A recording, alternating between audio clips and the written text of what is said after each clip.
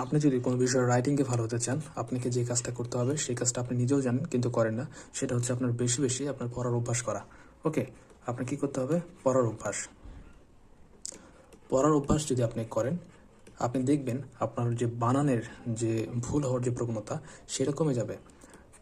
আপনাকে একটা উদাহরণ দেওয়ার মাধ্যমে আমি এটা বুঝিয়ে দিই। ধরুন আপনি একটা আর্টিকেল পড়ছেন, তো এখন আপনি সেখানে কিন্তু খুব কঠিন এবং সহজ বানান উভয় প্রকারের বানানই আপনার চোখের সামনে আসবে। তো আপনি যখন বারবার কোনো বিষয় পড়ার চেষ্টা করবেন তখন দেখবেন যে সেখানে থাকা যে বানানগুলো রয়েছে, কঠিন হোক সহজ হোক, সেটা আপনার চোখের মধ্যে ভাসবে যখন আপনি লিখতে যাবেন।